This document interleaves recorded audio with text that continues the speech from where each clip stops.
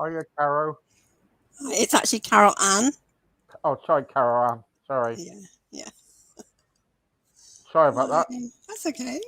It's a common mistake. Okay.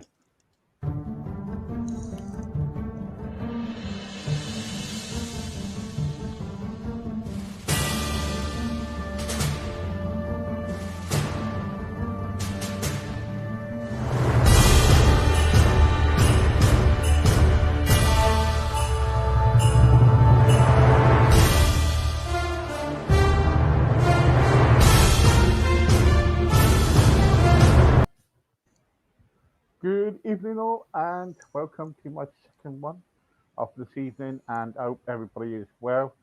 Hello, Caro Ann. How are you? Yeah, I'm good, thanks. The video seemed to froze for a minute. It's like that expectation. Yes, I'm good, thanks. How are you doing? I'm fine, thank you. Tell us about yourself. Um, yeah, I'm Carol Ann, and it is the two separate names. Carol Ann.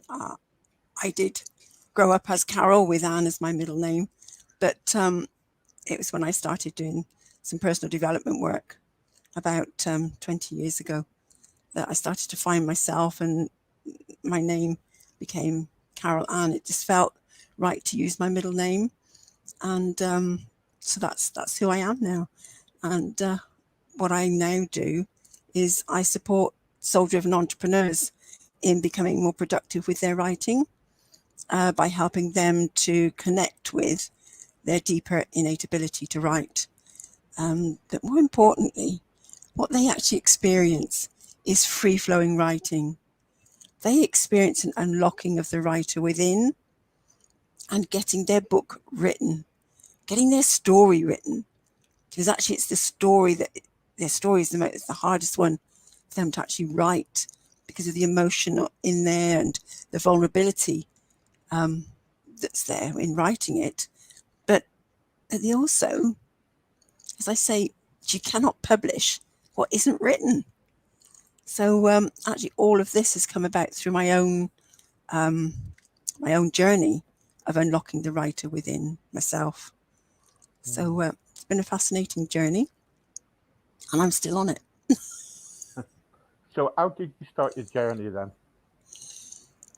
Oh, it started by I used to be a maths teacher, and I love maths, and I love teaching, and I never ever thought I would ever leave teaching.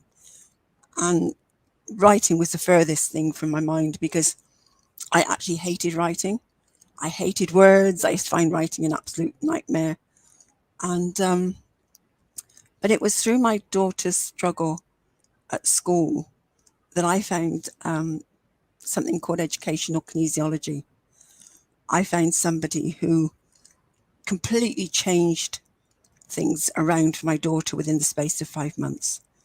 From somebody who was rebellious, angry, didn't want to sit any of her exams because she thought she was going to fail them all, to becoming someone who was confident, happy, and sat them all, passed them all, and then went on to do a higher qualification and course, and was getting merits and distinction in her work. So, of course, I just needed to know more about this, and ended up training in educational kinesiology, Brain Gym, which is the first course we do.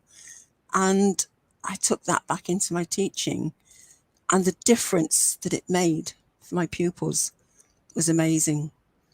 But as you can imagine, then it was like I just met this enormous mountain of resistance because I couldn't actually explain what was happening.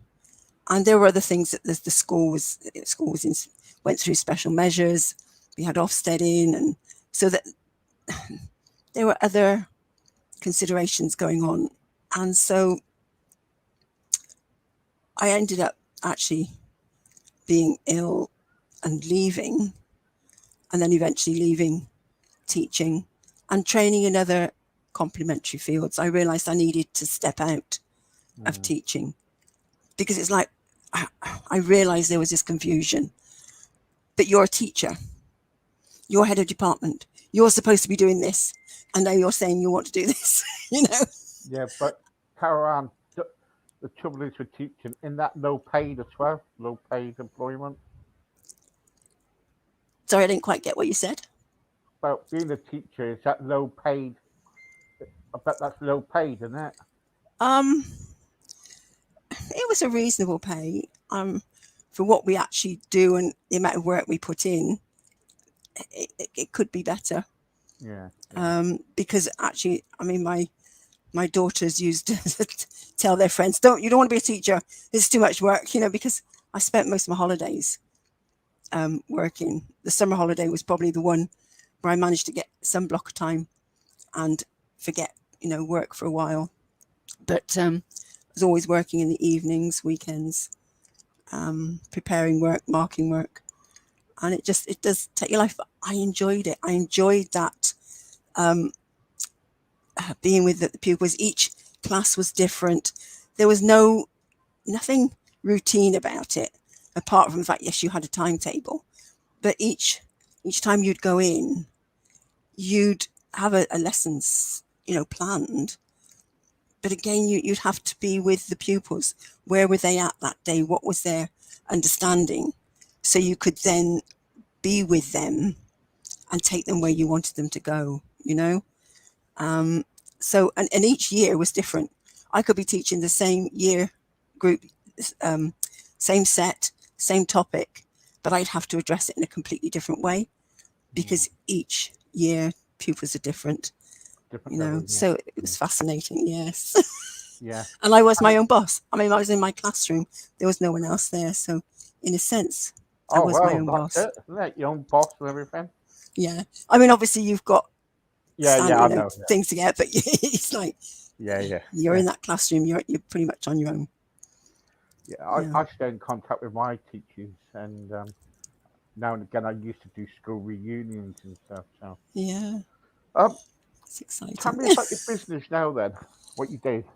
Oh yeah, because actually, I was still sort of going along the way. How did that happen? It was like when I was going along my journey of personal development and training in other complementary fields. So, like I trained in educational kinesiology, NLP, master NLP practitioner, Brandon Bay's The Journey, and a Touch for Health, and a whole load of other areas that I did courses on and experienced myself as well. And there was one day when I was in America and I was on a boat in San Francisco Bay, and I was looking up at the mountainside, and I went, oh, that mansion up there, that's going to be mine one day. And there's this voice in my head said, oh yeah, and how are you going to afford that then? And I thought, this voice just came loud and clear. You're going to write a book. And I was like, me? No, that can't be possible. How can I do that? I can't, that's beyond me. But something kicked in and I started thinking, well, what could I write about? How could I write this? And so I think that sort of then sent me on the journey, and found myself helping others with their writing, just out of the blue, just people would ask me to help them with their writing. I found myself working with my grandchildren. There were things that came up for them with their writing, and it nudged things in me, and I started realizing, well, this is where there's things missing within our own learning when we first learned to write. But also a lot of people, there's that inner child that I found myself working with, that had the issue with writing rather than the adult, So I'd go back to working with the inner child. And so the last 4 so years, I've sort of fallen into now becoming the writing facilitator. It's like, well, yes, this is what I do. Even though for a while it was like, but who are you to say you can help people with their writing? You haven't even written a book yet. Even though I've got some on the go, they're there. And one of them, I find myself, I'm living through it. I've got the chapters, but I'm living it. And then I've got another one that I've got the outline, I've got some of the chapters done, and that's the one I want to get done now. And I keep sitting down and thinking, right, I want to get that done. Let's get that done. And it seems quite a pertinent one to do right now, because it's about turning your life around. And I'm now sort of targeting it for writers and about writing your story. And so I've got a program that I've put together. I've got some workshops that I've put together, and I've actually been working with some people. A couple of years ago, I did some workshops, so I could sort of test out my methods, Right. And the responses that I got, people saying, wow, this is amazing. They hadn't known anything like it, because they thought they were coming into, they sort of, oh, it's going to be like teaching. It's going to be like school, It's like, no, it's nothing like it at all.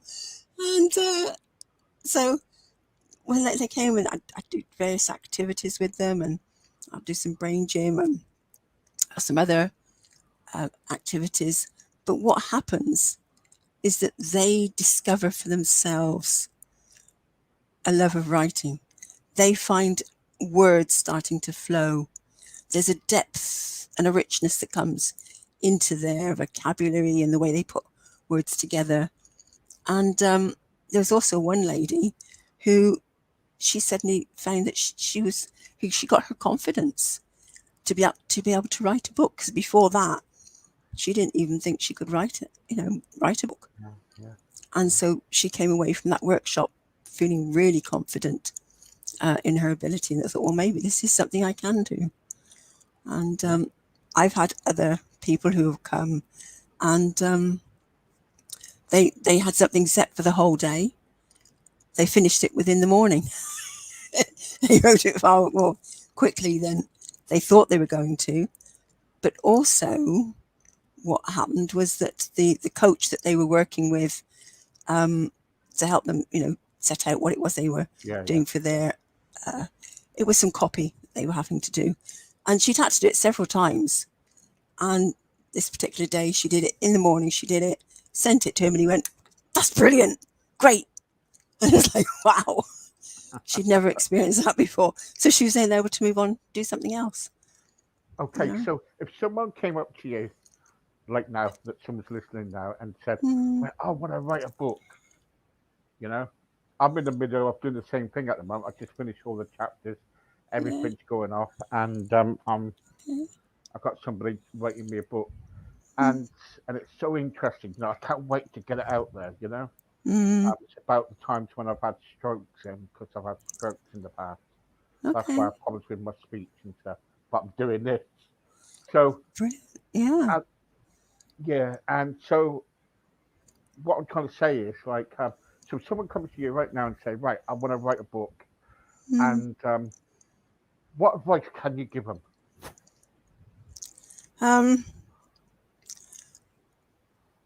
Look at the reason for wanting to write the book. What is it that's driving them? And what would be the purpose of the book? Because I actually run a 5-day free writing challenge, whereby, and I run this every 9 weeks. And what I look at is the aim. What's the aim of what you're writing? So what's the aim of the book? Who is it you're writing it for? And then thirdly, what's the purpose of the book? And actually I find that there's 2 purposes. And it's like, the purpose for you, what are you going to get out of it? And then the second purpose is, well, what's the audience, the reader, going to get out of it? And then I look at fears, what fears are there, what things that could hold you back. And then on the last day, look at actually creating a writing schedule. And I call this the foundational form, the foundational basis of writing.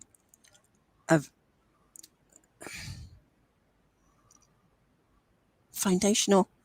My words are gone. It's okay. So let's just do a quick bit of brain gym. It's the foundational. Ah, You're not something. worried. You're not worried. People will probably understand. Yeah, it's like, okay. You're not the only one. You're not the only one. Don't worry. Words, yeah, they go and they come, but they come back to me so much quicker than they ever used to. Don't worry. You know, I never used to be able to think this quick or talk this quick. I was very slow. I just, words, for me, it was as if words went into some void, never to be Yeah. seen again. You know, Oh, don't worry whereas about now that. they come and they, you Yeah. know, stay. I was like that when I had my stroke, and I still get it, Yeah, and it's really really bad. So yeah. when you kind of like when you're doing this course, would you do this course too? This free course, I it's I do it on Facebook. right? I do there's a video in the morning which I put out, and people can watch it at their convenience and do work through it. It's only about a 15-20 minute video with the activities. So each day has one of those activities, and targets one of those foundational framework. That's what I was Right. Okay. talking about, and do a very simple process, which helps you to dive in and really get deep into each one of those aspects.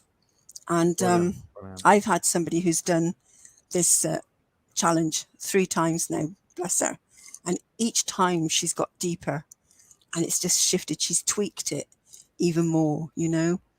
And I've had others that have just done it the once, and the shift that they've had, and that deeper understanding for what they're writing and why they're writing it, they've been absolutely blown away. You know? Yeah, I can see that you've got a lot of passion about writing. I think about writing. I think actually my passion is helping other people more than my writing, and I think that's what I loved about teaching. And it took me a long while to bring the two together, because I denied my teacher aspect Yeah. of me. But actually what it is, it's that passion I have for helping people to really find their true ability, to break through that belief that they're possibly no good at something, or they're struggling at it, or they're not as good as they think, you know, Yeah. Yeah. or this belief, oh, it's going to take me a long It's time. like kind of like getting rid of all the barriers, isn't it? And the Yeah. fear, and you wanna, and Yeah. they kind of like, if we get rid of all the barriers and the Mhm. fear, then Yes. it's like freedom, isn't it? Oh, yeah. Yeah, and I've done it for myself. You know, so there are some pieces I'm writing bits, but I'm still working on myself in terms of I still Mm, hold back at times. But mm. what happened was a couple of years ago now, 2019 might have been. I actually found myself published as a published author in a community book project called Pawsome Friends, with a lady called Donna Kozik. I then did another. It's where you can actually do it. You do a piece to go in, and there's a whole group of you. All together, yeah. Yeah. And then I did another one with her, which was called Independence. And then I did one, which is this one here. It's called 2020 Vision.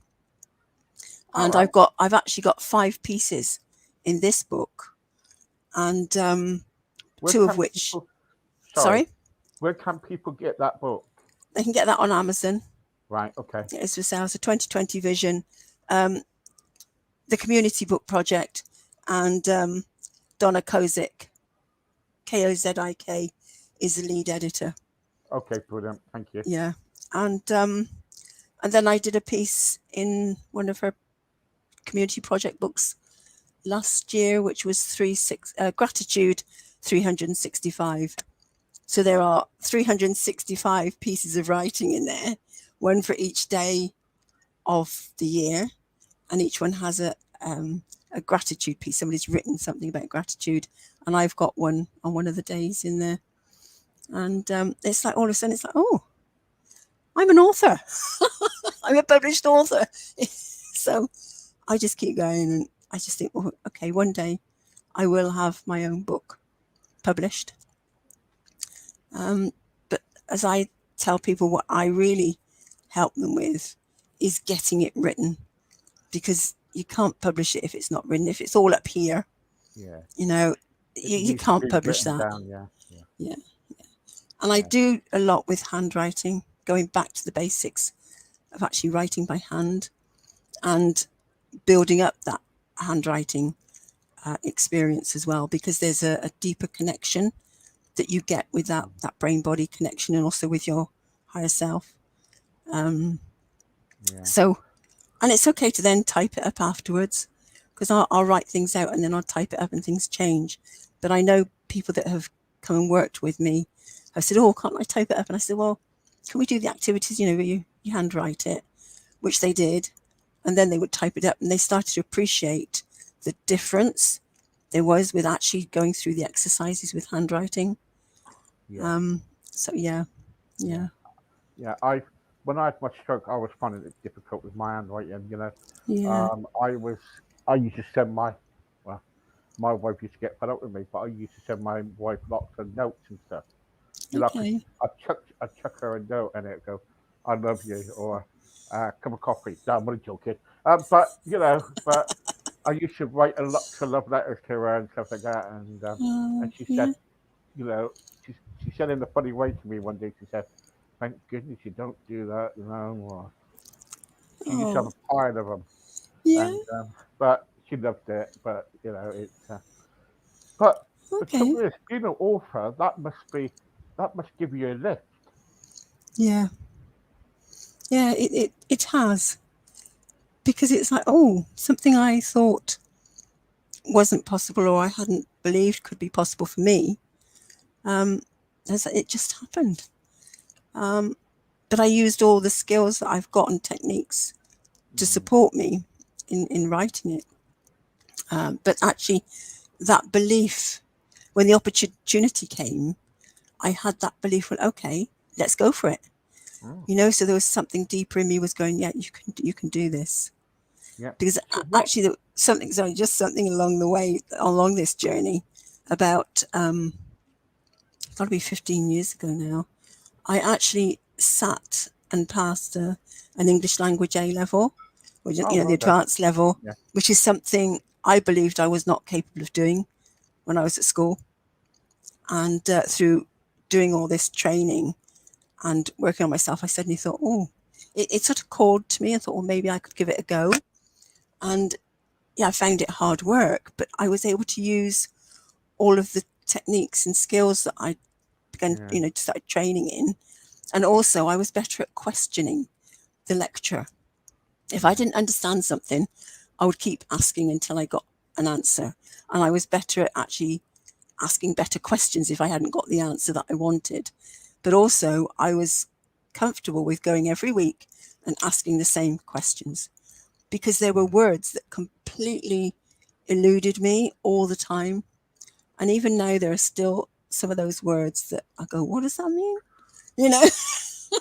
yeah. I don't. But I, I remember when I was at school, and I went to say, because I'm a Christian, and I wanted to take RE because I needed it, mm, and they said to me, "Oh no, you can't do it. You won't do it. You won't pass it, and all that. And it's a waste of time." And I remember the my minister at that time in the church said, "You can do anything you want if you put your mind to it." And he yeah. actually taught me, Oh, you bless know, him. RE, the syllabus. He taught me, Mm-hmm. Mm, and because no one else won't. And I passed, got O level, then I went on to an A level. yeah. And it's about proving people wrong.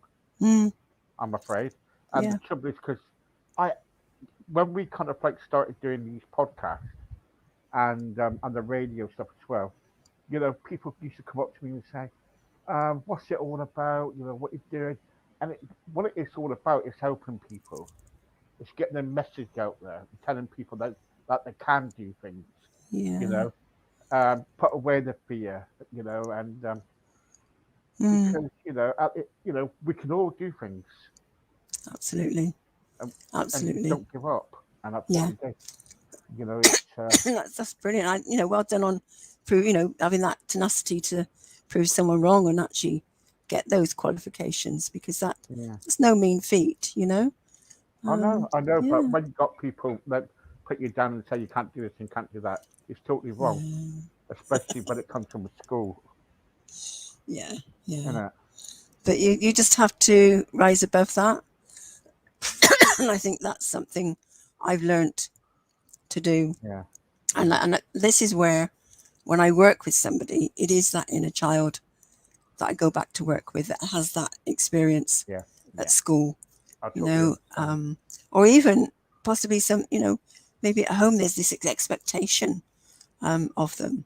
And again, it's compounded at school, or there's an experience. But even some experienced writers that I know, they've got childhood memories of that hold them back to do with their writing, Mm. experienced as they are. And then they find that their writing takes off even more.